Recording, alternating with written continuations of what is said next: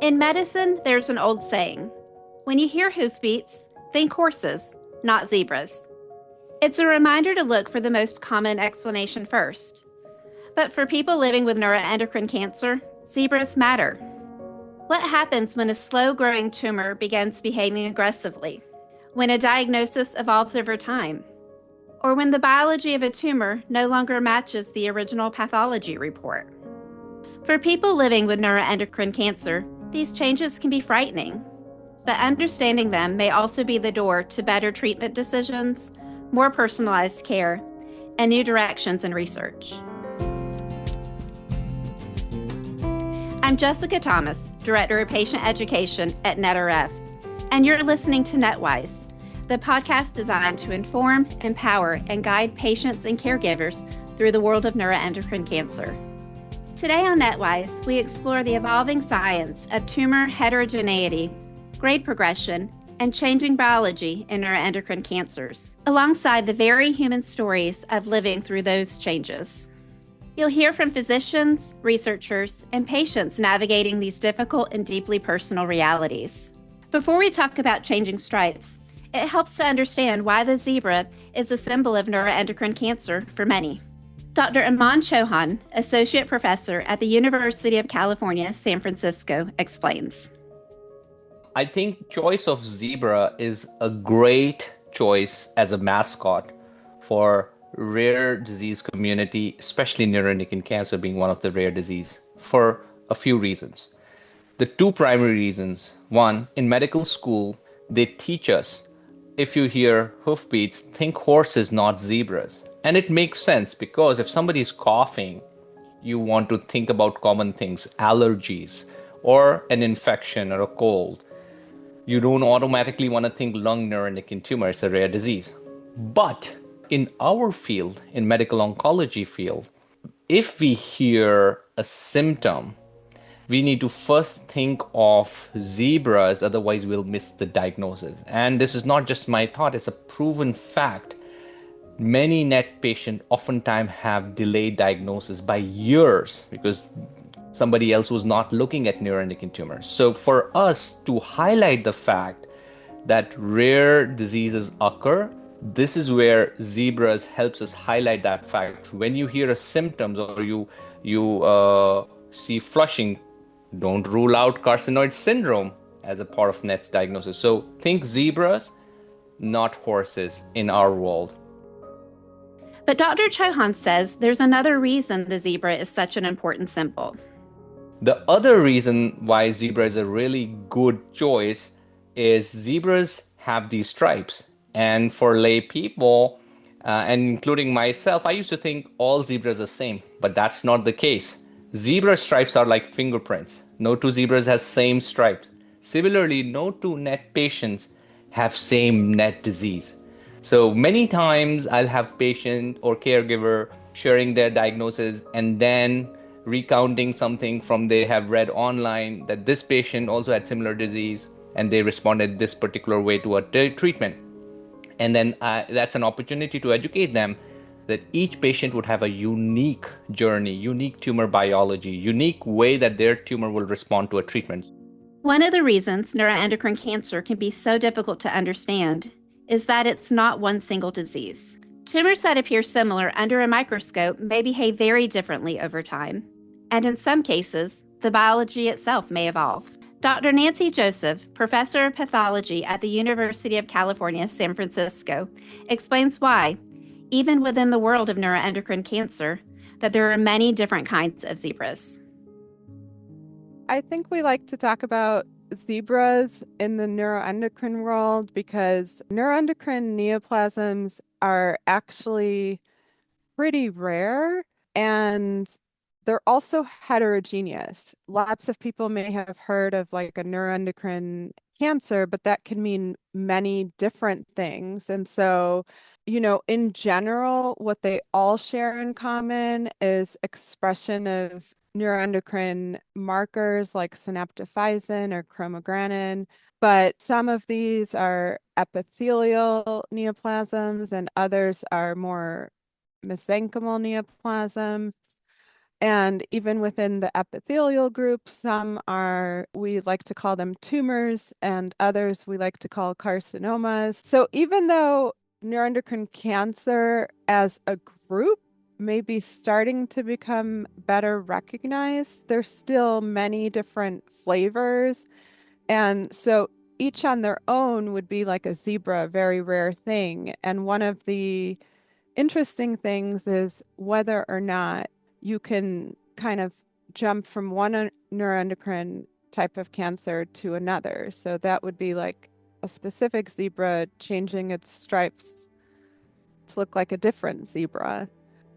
Clinicians are also beginning to recognize something even more complicated. Sometimes the biology of the disease itself changes over time. Sometimes zebras change stripes also. And we are learning that, and that's the theme of today's discussion. For the longest time, we used to think we are diagnosed as frozen in time. So somebody's diagnosed with grade 2 pancreatic NET, that is it. But as our patients are living longer, as we are developing more therapies, we are also seeing evolution in their disease biology. We are now seeing disease becoming aggressive, or SSTR positive patient becoming SSTR negative, or NET converting into NEC, non-functional tumor converting into functional neuroendocrine tumor. We see evolution in disease biology. So it's apt to say that stripes can also evolve over time. Dr. Joseph says one of the biggest questions researchers are now trying to answer is whether tumors can actually evolve from one type into another. One thing that the field has been thinking about lately is whether or not a neuroendocrine cancer can turn from like a low-grade neuroendocrine cancer into a high-grade, more aggressive type of cancer. And that's something that I study a lot. And whether you can go from a neuroendocrine tumor to a neuroendocrine carcinoma. So traditionally, the field thought that didn't happen, but more and more we're seeing some cases suggesting that indeed it may occur in rare situations. So it's also very important, even if you start with a neuroendocrine cancer, it's very important to keep in mind whether or not it's transitioning to a different type. So for example, from going from a neuroendocrine tumor to a neuroendocrine carcinoma, we used to think that didn't really happen, and we're starting to see examples where this may indeed happen. And sometimes what doctors see in one part of the body may not match what's happening somewhere else. Do the zebras change their stripes? The answer is they do. So, and I'm going to be very clinical in how I answer that. So again, a zebra is defined, and it's not specific to neuroendocrine tumors. It's defined as a patient with a rare disease. But in the NET world, we do a lot of our classification of patients, again, under the microscope. So when I first meet someone, and this is important, I think, for your audience to know, there's almost a dual investigation that goes on. I do want to know the human being. I really do. I want to know about them. I want to know who they are, what they do, how are they supported by their family. But I also spend a lot of time looking at pathology. So we owe the entire recognition of neuroendocrine tumors to a German pathologist back in 1907. He was the first person, at least in my view, to correctly identify this as a problem. And now, over a century later, a lot of how we define the stripes on the zebra is, okay, well, how does this actually look under a microscope? And again, back to things we mentioned earlier, how fast is it growing? Does it resemble the tissue that it arose from, or does it look very different? That's what we call differentiation. Hydera Del Rivera, a medical oncologist and neuroendocrine cancer specialist with the National Cancer Institute, explains that heterogeneity occurs not only between patients, but can also occur within the tumor itself, and how that may impact treatment. There is heterogeneity between patient to patient, but also within the tumor itself, they may also behave differently. So meaning that even in the liver, for example, we may have different tumors in the liver, and it's possible that one of them is kind of like misbehaving, and then for which maybe some of the therapies that we implemented may not address that misbehaving tumor. Even within the neuroendocrine tumor, it could be, for example, well differentiated, but maybe there is one of them, or one clone, we call him, that may misbehave and may behave different than the other ones. And that's something that we need to recognize, because in those situations, sometimes we recommend something different just to address that tumor, whether it's ablation or embolization, or there may be other therapies that can be added to the current systemic therapy that the patient is getting. Sometimes those changes first appear on a scan, sometimes in a biopsy, and sometimes patients simply begin feeling that something is different before anyone can fully explain why. From a pathologist perspective, I think that rebiopsy is necessary when there's, kind of a disease event. So for example, let's say your disease started in the pancreas, but now you have a couple masses in the liver. A metastasis is an event. And then another common event that should trigger a rebiopsy is a change in the rate of growth. So let's say their disease had been well controlled for many years, and then all of a sudden you see one lesion, one met somewhere that just starts growing very rapidly. That would be another great opportunity for rebiopsy to try and understand how the biology is changing. Because we have learned that the biology does change over time. For many people living with neuroendocrine cancer, like Sherry Schultz, these conversations are not theoretical. They become deeply personal. I have to travel to get care because we do not have specialists here that know neuroendocrine cancers. I was diagnosed with well-differentiated NETs in October of 2020. And I was stage 4 already at the time of diagnosis. I'm a stomach primary. I had mets to my liver, my mediastinum, my thoracic cavity. I was having a lot of trouble swallowing, eating, and I went in thinking that I was having checking on I went in for one thing and walked out with cancer. Sherry recalls her initial reaction after hearing the diagnosis. At first, she assumed the cancer could simply be removed. Then, reality hit. Well, the first thing I said was, shit, to the doctor when he told me. And I looked at the nurse who was standing there wondering if I was going to break down. I just looked at her and said, shit. And then, of course, my thought was, well, take it out, right? I have cancer, take it out.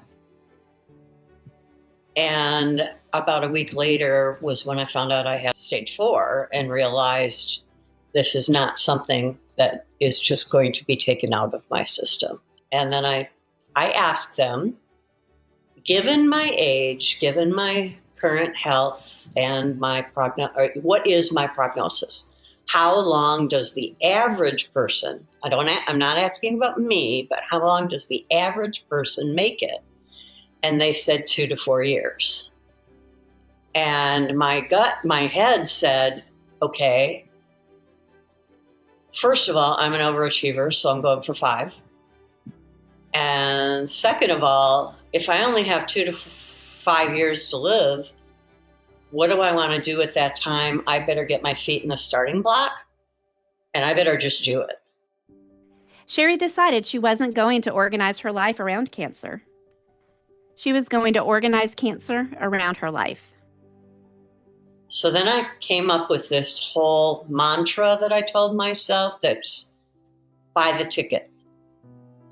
Don't say no to anybody who invites you anywhere, because you can't just do it next year. You might not be able to. A ticket can be everything from planning a dinner with friends. A ticket means you've got something on your calendar to look forward to. Game night with friends. It could be going to the farmer's market. I got all these airline points. If I'm not going to be around to use them, I'm going to start using them. So I did. And I started buying airline tickets and I started traveling. And I planned it around my chemo cycles. And then I started realizing I could just plan my life and then tell my doctor that I want a bump by a week. So I learned how to schedule my treatment around my life instead of my life around my treatment.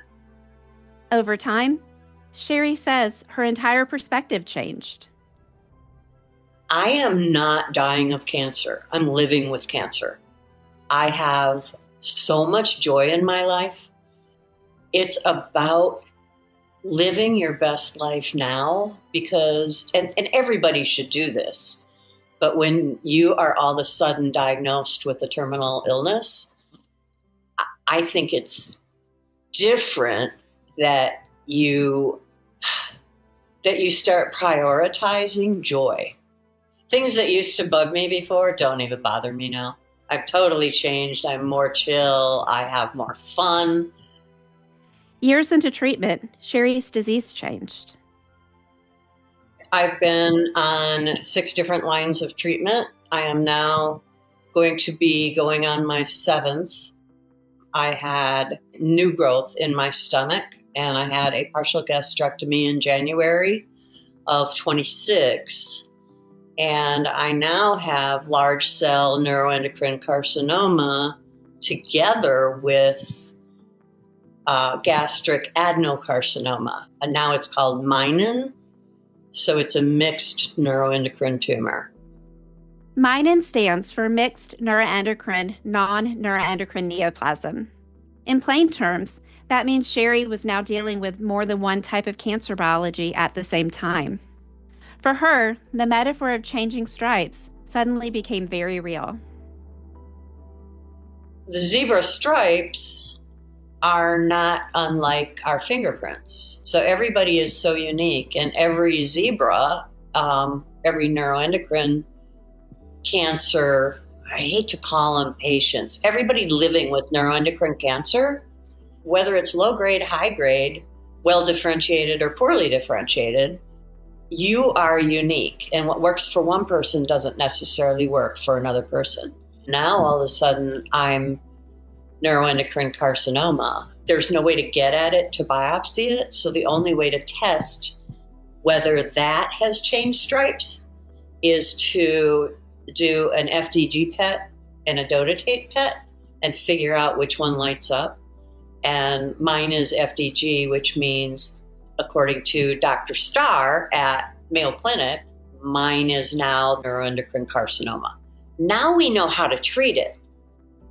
Dr. Mark Lewis says these conversations are ultimately about observation, adaptation, and honesty with patients as the disease evolves. The stripes change if the cell changes its fundamental behavior.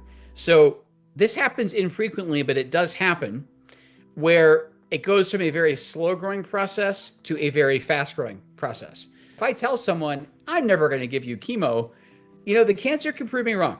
It can change. And that's, again, built into the power of observation.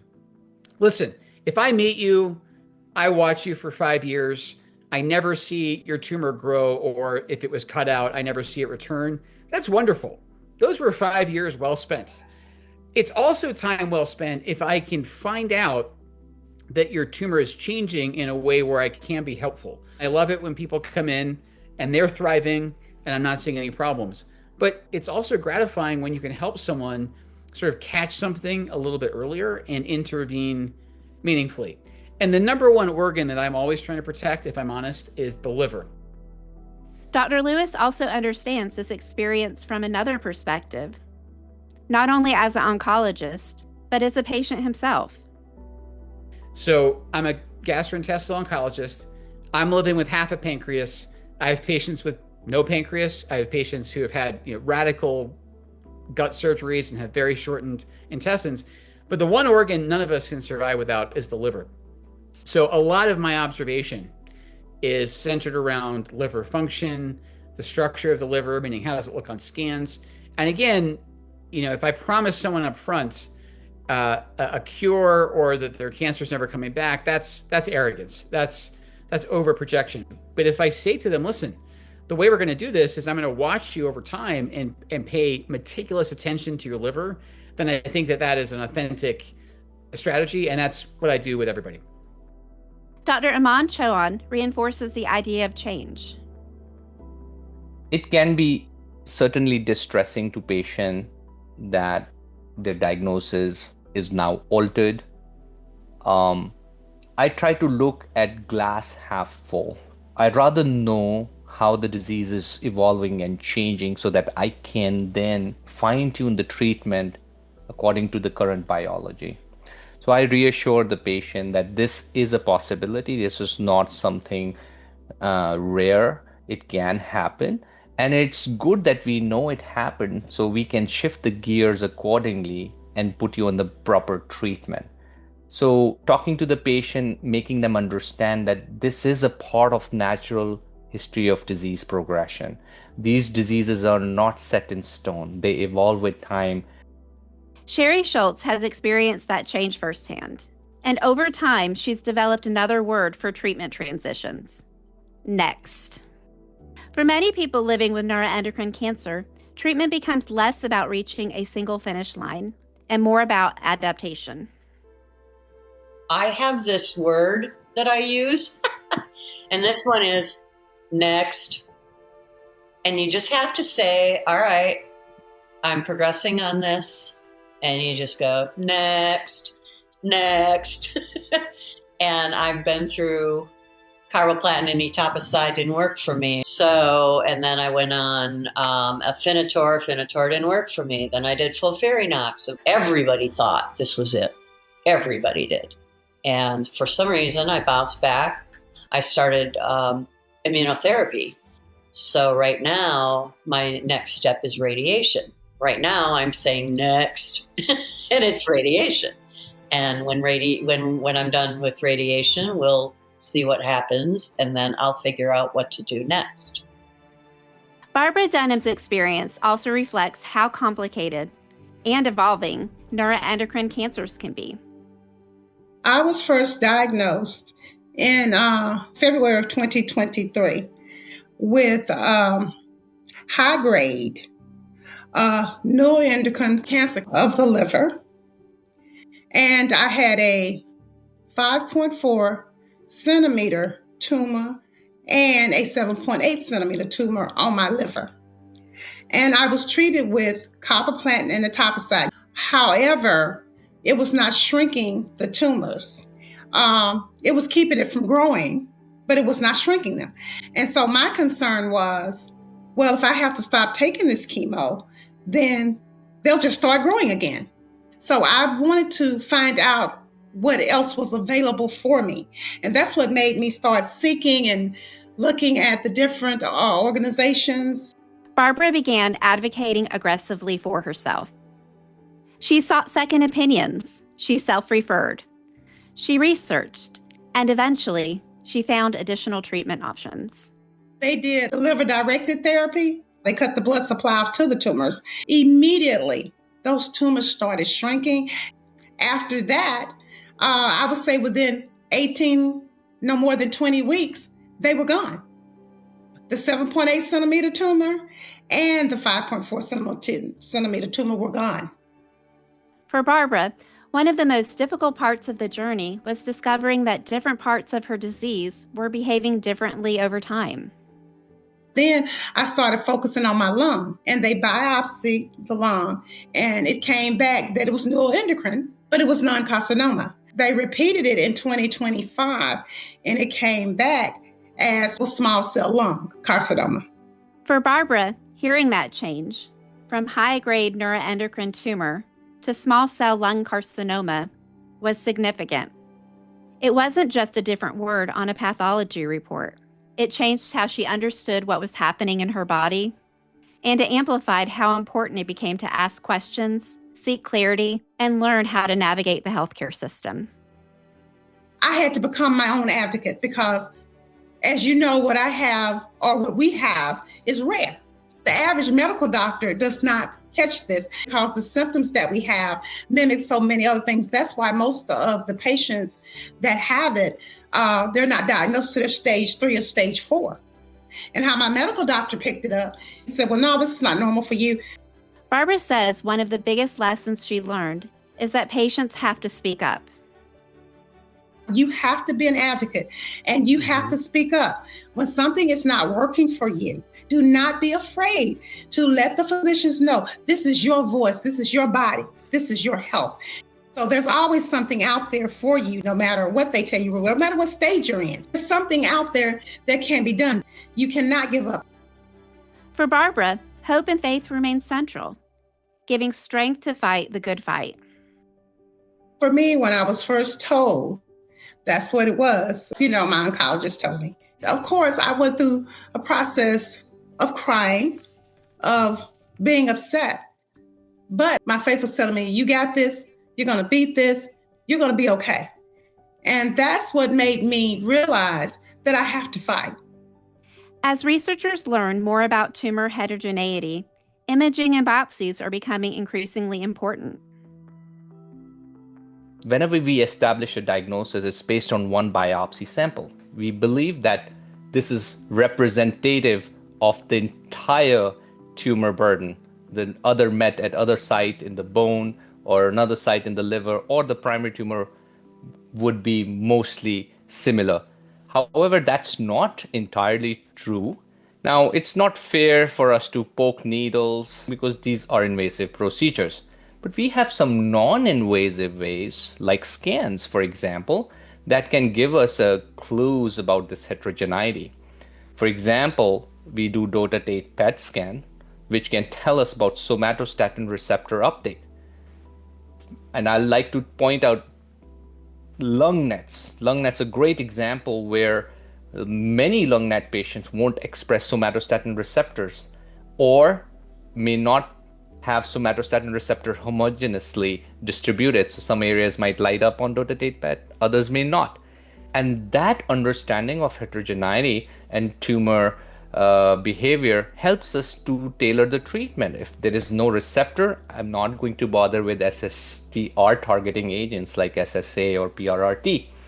So we have these non-invasive tools. In grade 3 nets, for example, some areas might be more metabolically hyperactive, which we can figure out using another type of PET scan called FDG PET. Other areas which are more indolent or slow growing will not light up as bright. So we have these non-invasive ways to figure out this tumor heterogeneity. That's why pathology is not just about naming the disease once. It can be an ongoing part of understanding how the disease is behaving, especially when something changes. Dr. Nancy Joseph's research focuses on neuroendocrine carcinoma and the molecular mechanisms that may help explain how some lower-grade neuroendocrine tumors progress into higher-grade disease. Typically, a pathologist will get one specific biopsy in just any moment in time that patient is getting a biopsy. And, we'll make a diagnosis just based on that. But for neuroendocrine cancers, I think it's actually quite important to try and get a full view of the patient's history of that cancer. It's really important to try and figure out historically, did this patient ever have a biopsy before? What did that look like 5 years ago? Was it lower grade? For neuroendocrine neoplasms, especially high-grade neoplasms, the history is pretty important. And so I always like to look at least at their prior pathology report, if the slides are not available, to look at those as well. My go-to advice is definitely have your pathology reviewed at a high volume tertiary care center, which sees more of these cases each year. More importantly, for today's topic, with changing zebra stripes, it is important for us to be aware of the fact that things can evolve. We are noticing that grade migration, grade change can happen. And when that happens, be ready to be able to revisit your diagnosis, rebiopsy at an appropriate time point and sending it for another review. So again, the diagnosis is not frozen in time, and under the stressors of treatment, as the tumor mutates, becomes resistant to several treatments, it can evolve, and be aware of that part. That larger history is also what researchers are trying to understand at the molecular level. Why these changes happen, what they may reveal about how neuroendocrine cancers adapt over time, and how that knowledge can help guide care. Some of these tumors may accumulate mutations over time. Some others, we call it, kind of like epigenetic changes, kind of like these epigenetic changes sometimes kind of like may distort some of the changes in the patient's DNA. And because of that, maybe some of these neuroendocrine tumor cells may be sensitive to those changes compared to others. And that's the reason why we're doing the research, because we wanted exactly to understand why this is happening. And that's something that, as well, here, where I am at the National Cancer Institute, we are also a research institution. We're also trying to understand the behavior of these neuroendocrine tumors and how to treat it. For patients, all of this science matters because it can shape what comes next. But it also takes strength, persistence, and the willingness to keep asking questions. I'm a survivor. I'm not going to give up. That's pretty much sums it up. That's what it is to me. I'm a survivor. This is a statement I always make. And I tell it to people. I said, we may have cancer, but cancer doesn't have us. It doesn't have us. We may have the disease, but it doesn't have us. And by saying that, what I mean is it's not you. It's an illness, but it's not who and everything you are. It's just something that you have. But that has nothing to do with you and who you actually are. I believe in raising your voice. There's always something. There's something that can be done. And there are things out there that they're still working on, that they're testing, that have not even been discovered yet. So how does that happen? If we sit here, I always like to make this statement too. Closed mouths do not get fed. If we keep our mouths closed, we're never going to get to be where we need to be and what we need if we don't talk about it. I had to learn that I had to go back to my own philosophy. Closed mouths do not get fed. If I don't talk about it, how can I engage? As patients, clinicians, and researchers continue learning more about neuroendocrine cancer, NETRF remains focused on connecting those pieces, advancing research, supporting education, and helping patients and families better understand the road ahead. NETRF initially, in my mind, started off as the tour de force of advancing research, which it still is. I think it is the cornerstone of supporting early career faculty and investigators. It's a rare disease, and we don't have a lot of avenues to fund interesting ideas. And NETRF concerted effort over the years have really moved the needle and helped us really ramp up research, both preclinical and clinical research. Lately, to my surprise and a pleasant surprise, NETRF is also spreading its wing in other unmet areas of need: patient advocacy, education, educating community oncologists, providers. So it is doing phenomenal work. For example, this podcast series is very well received. It really informs not just the patients and the caregivers, but I think many of my trainees, other trainees all over the world, as well as the community oncologists, they do learn. NETRF is really going above and beyond in a very holistic way and touching all the important points, not just research, not just education, but advocacy, policy, etc., and giving us the direction, giving us those important tailwinds to keep moving forward. Neuroendocrine cancer can bring uncertainty. Diagnoses may evolve. Biology may change. In some cases, zebras may change their stripes. But patients and families should know that they are not facing that uncertainty alone. Through sustained investment in research, education, and patient support, NETRF is working every day to deepen our understanding of neuroendocrine cancer and help shape a future with more answers, more options, and more hope. Thank you for listening to NETWise. I'm Jessica Thomas, Director of Patient Education at NETRF, and you're listening to NETWise, the podcast designed to inform, empower, and guide patients and caregivers through the world of neuroendocrine cancer. This episode was brought to you in part by the generous support of Lantheus, Novartis, Boehringer Ingelheim, Exelixis, and ITM. Special thanks to everyone we interviewed for this episode. For more information, visit our website at netrf.org.